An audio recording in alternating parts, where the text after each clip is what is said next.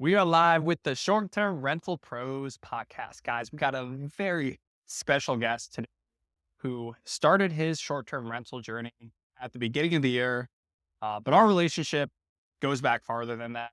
In a very short time, has been able to grow six-figure portfolio and has definitely learned a lot along the way and has a very exciting outlook for the future.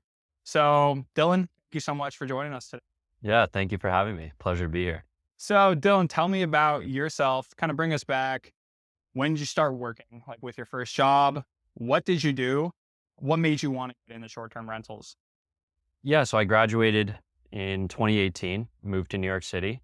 I was working for a couple years at an engineering design firm. So we were doing mechanical, electrical, plumbing, and fire protection design for the most part. And all of our projects primarily are based throughout New York City. So through that job, got exposure to the construction real estate industry. And from there, the last 2 years now, I've been working in a project management position. So managing construction projects that are kind of based throughout the Northeast. So, through those two jobs, I've gained quite a bit of experience in the construction and real estate industry, but more from the design and construction aspect.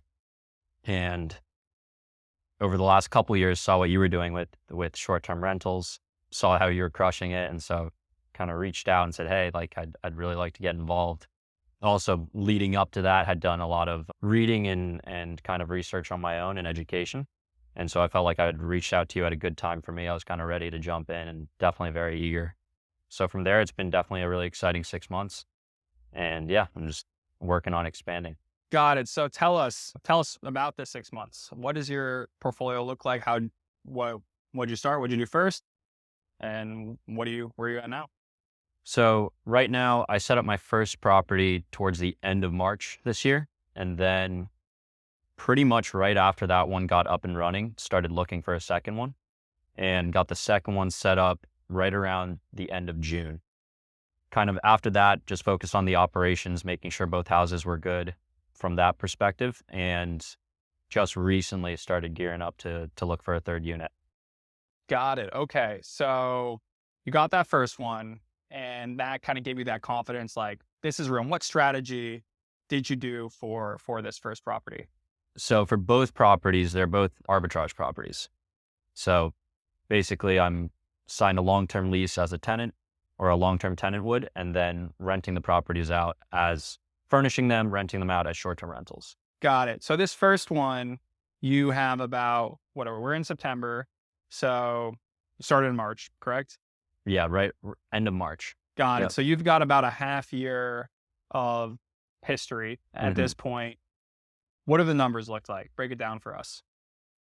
So this first one, the initial investment, just furnishing wise, was around 20K. And coming up probably by mid-October, I should just about break even. So it's about a 6 to 7 month payback period, which I'm definitely pretty happy with. Which is good because we vocalize or like my general rule of thumb is I want conservative 8 month cash to like entirely return that initial cash investment. But obviously you want to do it faster than that. So what'd you initially underwrite it as in terms of your payback period? Initially, right around 8 months. Got it. Yeah.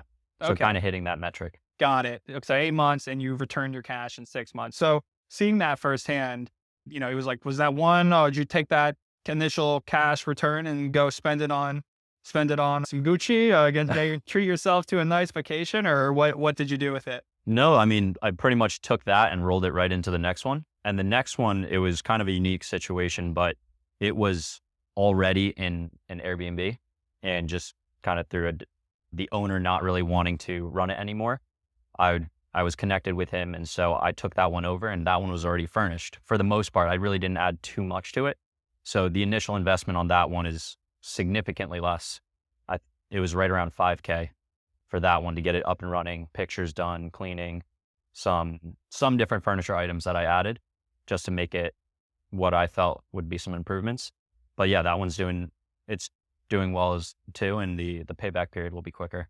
Got it. Okay. So you are making your initial cash investment back pretty fast. Why is that important? So you can reinvest, you can grow. And I want to take a step back. So just a little bit of context. I've known Dylan for, I guess at this point, 5 years. Yeah, about 5 years. 5 years, and we have a very good relationship. I'm trying to make sure I say this next part in a way that doesn't get misperceived, but I think honestly kind of shows our story and where we are and where we are now. But Dylan and I both wanted to live in New York. He was a recent grad. I was taking time out of college and we wanted to live in the big city. We wanted to, but we weren't making a lot. I mean, if you don't mind sharing what your salary was right when you graduated college? I think it was 62 or 63. Which and then, in after yeah, tax and everything is not a lot. a couple $1,000s a month, Yeah, like 3,500 a month or something like that. probably. Got it. Yeah. So Dylan and and at the time I had just left like the company I started in college and was just doing freelance web design, web development. So I had no predictable income at all. Like it was, project by project. So I didn't want, New York, $2,000, $3,000 a month of rent, even for just a bedroom in a shared apartment.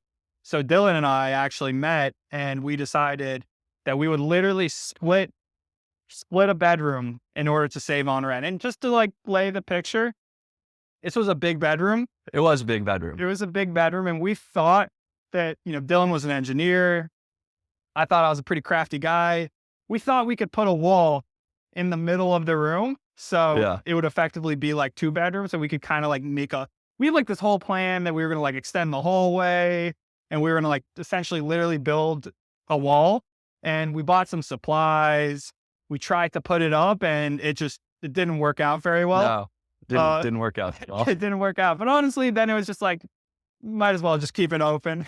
Yeah. Open floor concepted anyways. Yeah, we definitely thought it was pretty hilarious too at first. We were like, Yeah. oh, this is great. We have the Great Wall of Murray Hill. Yeah, like we were so excited to like Yeah. engineer this room to have like the best deal in New York. Like we would both be paying $1,000 a month of rent for like our own bedroom. Which is still pretty crazy when you think about it for a shared room. Yeah, like which is like it's a good deal even for is that a bad deal? It's a I don't lot. know. It feels like a lot when I think about it for a room that you're sharing. Yeah, true. So we literally shared a room. Dylan and I Yeah. shared a bedroom to save money. And a couple years went by. I left New York on the onset of COVID. I took over my own room. Yeah, Dylan took over. At that time, we weren't sharing rooms anymore. We had both moved into our own room, but whatever. For illustrative purposes, I left, started doing short-term rentals. Dylan and I obviously friends, stayed in the loop. And then I think in January, you hit me up. And I guess what was going through your mind of like, all right, I got to make more money. Maybe, my job, like you did get a promotion or you got a new job. So you were making a little bit more than you were before. But I guess what like was that like decision of like, I gotta do something else. This isn't cutting it. Yeah, I mean, I think for the last, before getting the new job, so maybe let's say right around COVID was when I started to really think about, okay, where do I want to be? What are my goals and kind of more of a long-term perspective? And with the money I was making from a W-2 and kind of the trajectory and different paths I was looking at wasn't really adding up to where I wanted to be. So that's when I started reading a bunch, watching different videos, as a lot of people do, just to get some of the educational background. And so kind of played with going down a couple different avenues of investing in real estate. Didn't really take action in terms of actually, pulling the trigger on anything. And then I was like, you know what? I see what Jeremy's doing. It seems to be working very well. Let me find out a little bit more about it. And so that's why, in January I reached out. And I think Dylan may have had to like suck up a little bit of pride to hit me up because Definitely a lot of pride. He did. I started short-term rentals and, I was doing well and, I was being honest and sharing with you. And I think then you were like, all right, I want to do some fashion of real estate, like side hustle type thing.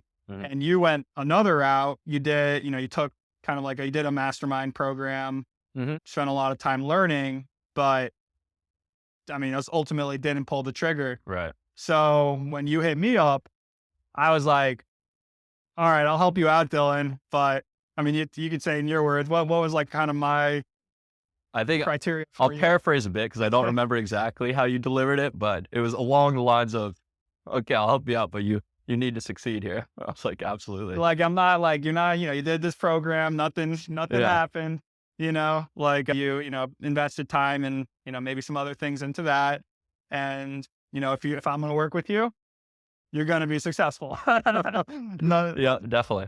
and, I think you've made your money back Yeah. in 6 months. You have two properties that are comfortably cash flowing. Hmm. Also, I think something that Dylan has done a very good job of at this point, and, we look back 2 years from now, if you continue doing what you're doing, you'll have a lot more, is just like really building relationships with landlords, being comfortable on the phone.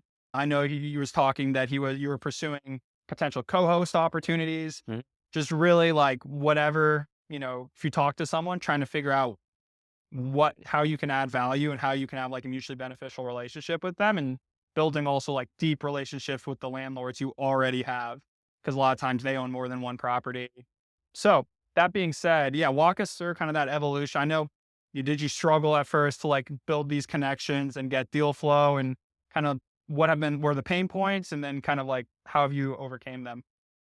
Yeah, I think initially just making the calls was somewhat uncomfortable. I mean, it's never easy just cold calling people, especially in the beginning when I'm not as familiar with how the whole picture comes together.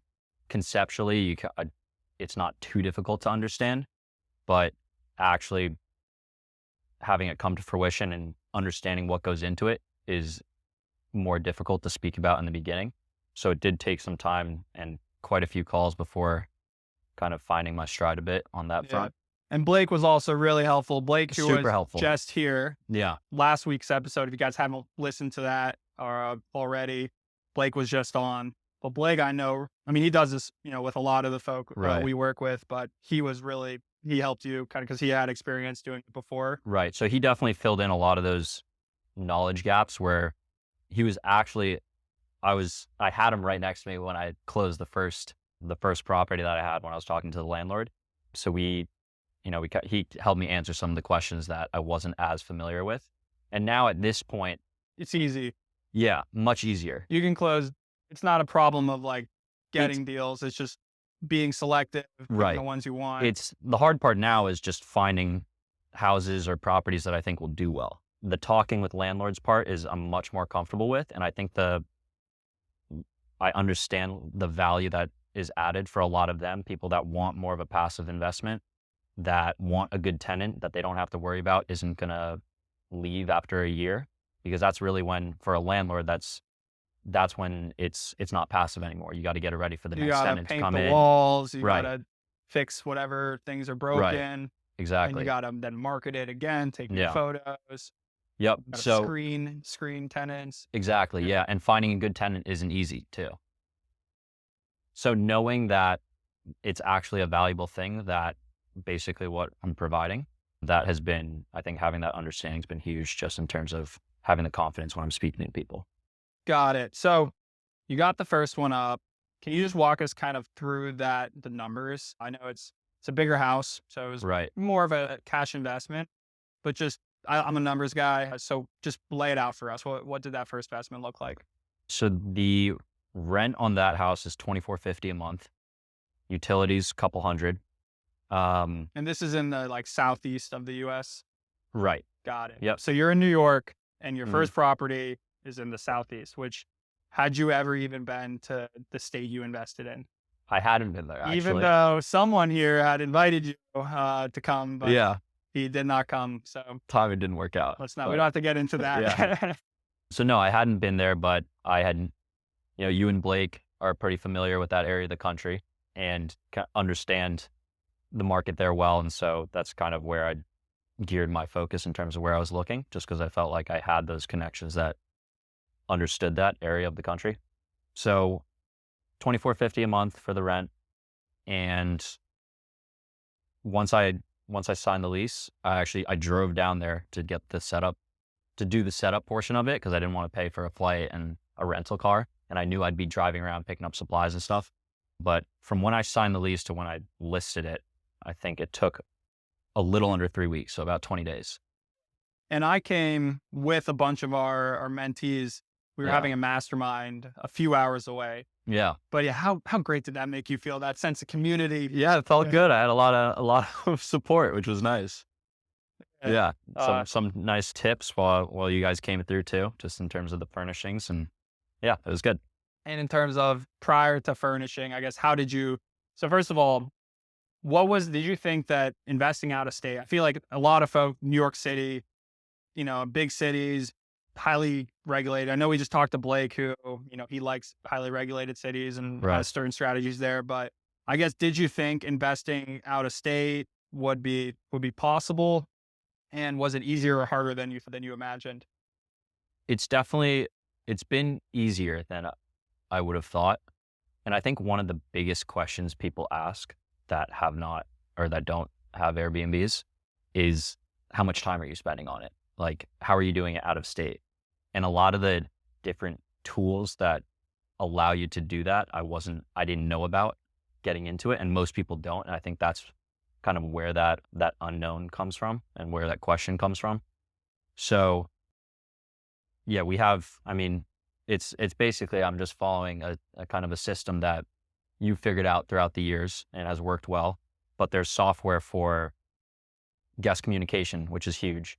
Software for dynamic pricing, which basically is just taking in supply and demand at a given time and fluctuating your pricing around a certain average that you're setting in terms of what you're charging on a per night basis.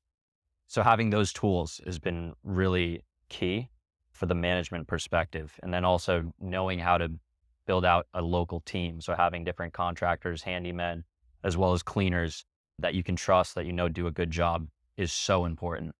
And the more you have those kind of systems put in place, the less headaches you have to deal with as managing the properties. Absolutely. So frankly, it's been pretty easy, is what it seems like. Other than I wouldn't the say it's been setup, I'm easy. sure the Yeah. setup was like a challenge and This overwhelming and, Right. and all that, especially because you did a bigger house. Like, Yeah. that's, if you start with a studio apartment where you've got one bed, Right. I mean, how hard is that going to be? But you started with, what, 4 bedroom, A 5 bedroom, A four bed, 2.5 bath house, sleeps 12, 13, and Mm. it's 2,600 square feet. So it's not a small house. got a hot tub. It's got a hot tub, big backyard. Yeah, so it's a big house. So the initial setup was definitely, it was a lot of work, but I still did it in 3 weeks. So like 3 weeks for the return I'm getting, the cash flow. Yeah, that initial, you said $2,450 monthly rent. Right. You paid a 1 month's deposit on it. 1 month's deposit, first month's rent. And then since then, How much in furniture in total?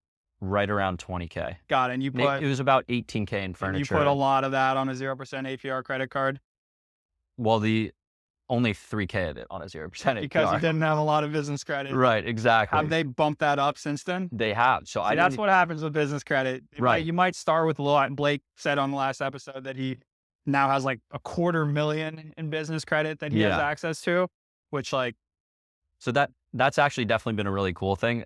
And that was my plan in the beginning. I was like, oh, perfect. I'll get a business credit card. I'll just use that to furnish the house. And then I got the card and it's got a 3K limit. I was like, well, that's not as helpful as I would have hoped. you also had a personal credit card. Yeah, right? exactly. And I just put more of my own cash in that I had on hand than I had originally planned for, but I still had it. Yeah. So, but since then, it's been 6 months.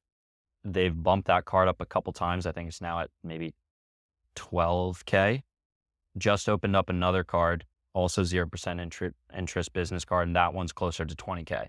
So you have 30K in business credit now. Essentially, yeah, 30K, 0%. All you really did, 12 months. because there's a lot of, business credit courses, but really at the most basic level, you get a business credit card, you use it, you spend money on it, you buy Yeah. things, you pay those things back. Yeah. That's really all you did. Pretty You much. could do trade accounts, you could do the Duns and Bradstreet, which Right. like obviously are best practices, but in a nutshell, is that how you got more business credit?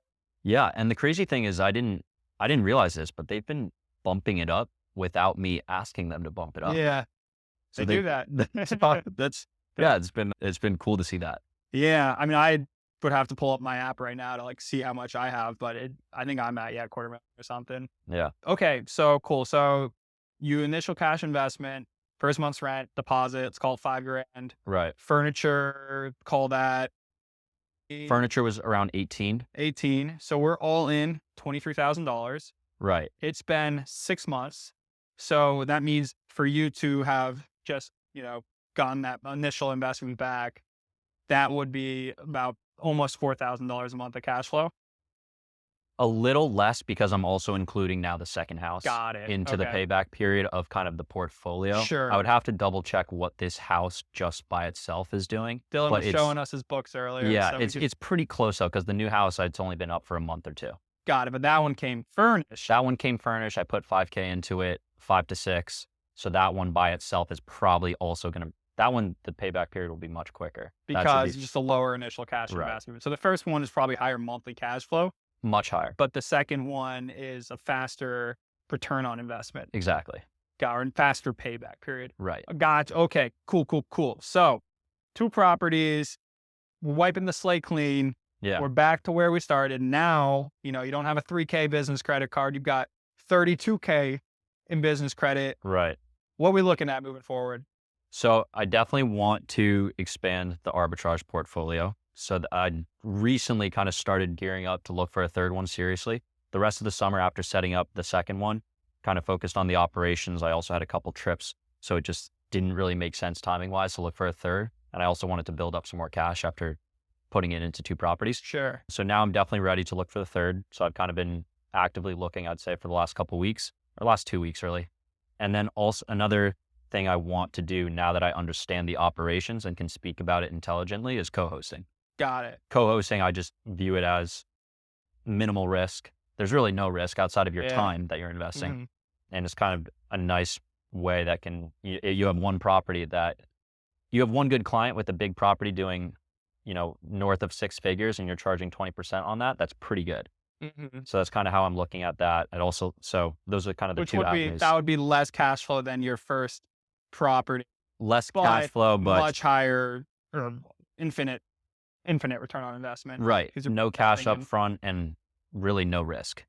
Got it. Okay. So, and I guess we're talking about co-hosting. I'm definitely pushing co-hosting with folk I work with a lot more. Just, I get fielded the questions all the time about economic uncertainty. And like, there's always some degree of economic uncertainty. And, early COVID, everyone thought the world was going to go to doom.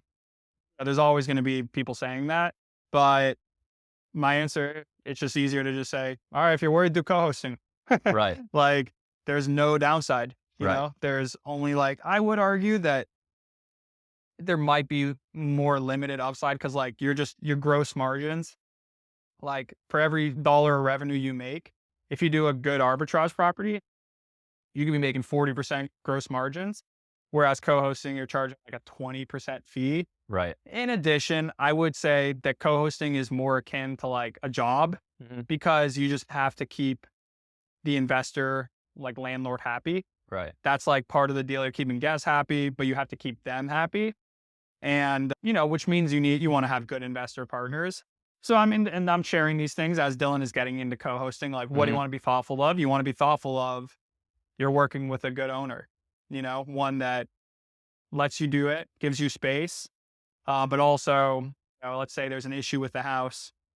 They deal with it, or they let you deal with it. Right. They don't cheap out about safety issues and stuff like that. So, all right. So I guess, yeah, what has been the process of starting to look at co-hosting and kind of getting into that? I mean, to be honest, it's still very new. Sure. We'll come back for that one. Yeah. But I mean, in terms of just what I've been doing so far is just looking honestly on Zillow, looking at a lot of furnished places, just reaching out to the landlord and saying, hey, have you thought about, I think there's a ton of potential you have here in terms of turning this into a short-term rental. Between myself and a couple of people I work with, like you and Blake, we have 30 plus units of kind of data and experience in terms of how to run short-term rentals, how to optimize them. And I basically want to implement these same strategies into your house. We can make it as passive as you want in terms of I'll handle all the operations. And so that's kind of been I'm what sold. I've been doing I'm so sold. far. Take my property. Yeah. So it definitely Here helps are to the have, keys. yeah. So it helps to have now a portfolio to reference or to show as a reference granted, I haven't found a co-host client yet, so Yeah, that's we're still early, a work but in that's progress. Yeah, and this is the Short Term Rental Pros podcast. yeah, Dylan's on his way there. You know, yeah. No, I'm not there yet. I'm not giving him that I don't get title that at this status point. yet. Yeah. But I think it's good to have people who are on their journey. Mhm. And because you can see, I mean, it's crazy. I mean, do you think it's crazy thinking about where you were 6 months ago to Yeah, where you are absolutely. now? Yep. And like, has that changed kind of your outlook and like optimism for yourself, your professional career, for your pursuit of freedom? Like, how has your mindset shifted? I think my mindset over the last couple years has been relatively like I have these goals that I want to achieve, but it was more about, all right, how do I get there? Now I feel like I've got the ball rolling in the right direction. Like I've got kind of clear steps and like actionable things that I can do to get closer to that. So that is definitely has given me confidence. Like, okay, I'm doing the right things now. Now it's just about doing more of it. And then basically taking the cash from there, maybe putting it into slightly less management intensive parts of real estate as well. Got it. Yeah. Okay. So we talk about that management intensity. You were just telling me that the second property, the first renter was like a multi-month renter. Yeah. How manageably intensive was that? Yeah, that was my longest guest so far. I think before that, my longest guest had been maybe a 10-day stay, but I just had a guest leave that had been there for a little over a month. He asked me maybe one or two questions the entire time. And so it didn't even feel like You forgot about the property. yeah, it's like I didn't even have it. Yeah, I have to check when I'm doing midterms. Like, I've got to just check and like look at the count and be like, all right, how long have these people been here? Like, what's Right. going on? Because it's easy just to literally Yeah. forget about it. But okay, so it's pretty easy. So you It was. you like medium, and episode with Blake. We talked a lot about medium term rentals. Right. But is that something you might want to, seeing how passive a medium term rental was, something you might want to do more in the future? I'm definitely going to look into it more. Also knowing that certain areas of the country that have a lot of opportunity, there are some restrictions around stays under 30 days. So there's pros and cons there. With the shorter stays, in general, your returns are probably better, but there's going to be they're more management intensive. So the medium term rentals is also another avenue in the future or near future I'll probably be exploring. Okay. So yeah, so you're looking at co-hosting, you're starting to make calls, you're starting to make that pitch. Do you want to buy? I guess you're going to think your short-term goals, get some co-hosting, get some more arbitrage. Right. What's your 5-year? Like, if you were to say, this is where I want to be 5 years from now, we're live. So we're holding you accountable. I mean, I hold Dylan's ass accountable. So what do you want? What am I helping you with? What are we doing? I mean, I think right now the arbitrage and the co-hosting makes sense just to build up the cash flow more. The monthly cash flow, I want it to be at a higher pace or coming in quicker before I feel like it makes sense to buy and just basically deploy most of what I have into buying a house, furnishing it. The return on investment is just going to take way longer. Sure. Granted, you have the appreciation and equity, Total. way more tax benefits. But for now, I think immediate next steps is to get a couple more properties up and running through arbitrage and co-hosting. Next year, I may look to buy, but I think it also kind of just, it depends a bit on interest rates, how many properties I've. Hey, you've got that W-2 still. Yeah. You've got that W-2. Get you one of them right. low down payment loans. And I've learned a lot about throwing that on the business credit. Yeah, exactly. I'm not really kind of joking. Yeah. But it depends on the numbers. But I've also thought about, all right, well, I've learned a lot about the short-term rental loophole. Yeah. Oh, the tax front. So then I'd have to kind of put pen to paper, like, okay, does it make sense to try to capitalize on that next year? Well, I will say, I think it's at 60% next year, the depreciation. Even when it's at 20%, it still makes sense. It'll always make sense, because if it's over 5 years, it just means you're doing that 20% each year. Right. So the short-term loophole essentially is a way to buy a house as an Airbnb, and write off, because it's an actively managed business. Right. If you satisfy certain criteria, you can write it off against your active income, which in Dylan's case is currently his W-2 job. So if say you're making 100K, is that fair? Are you big? I don't know. It's more, but not like significantly. Got it. So let's say you're making 115K. Sure. All right, I was making 115K in New York again. You're at that 42% tax bracket in total. Right. So you're paying half your paycheck to Uncle Sam.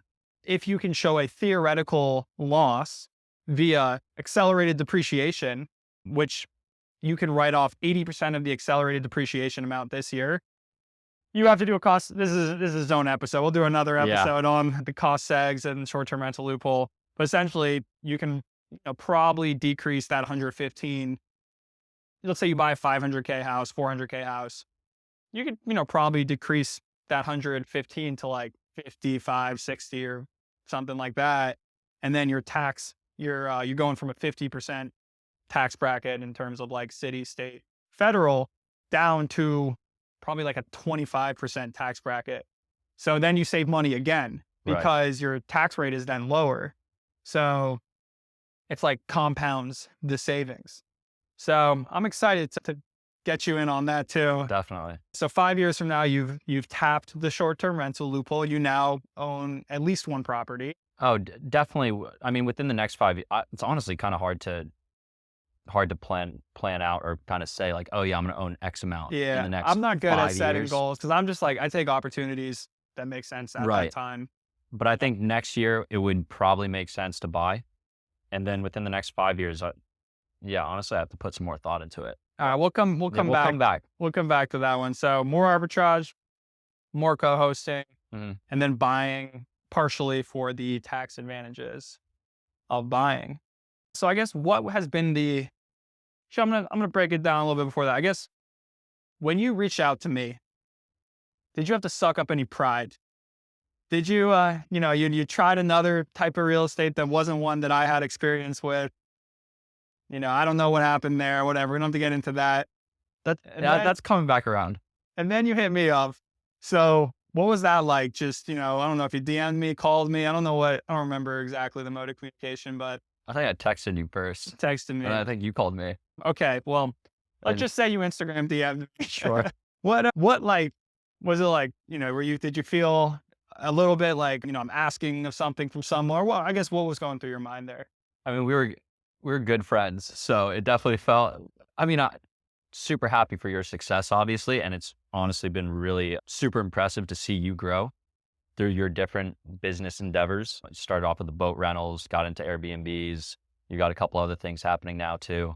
So it's been awesome to see as your friend and definitely like pretty inspiring. But yeah, with all that said, reaching out and asking for some guidance on the short-term rental front definitely I had to suck up some pride, but I'm happy I did it. Definitely. Yeah. Blake was talking earlier is like how many of our friends like do short-term rentals at this point. And like, definitely I'll help you guys. I'll help out my friends. They hit me up. I'll help out anybody, know, I'll help out. And I guess I want to get on that, kind of our community and has it, been, I know that you've been looking at, getting some extra cash from some of those in our community who, maybe we've helped them get their first property, but they want to passively invest in the second. We'll get into that in a second.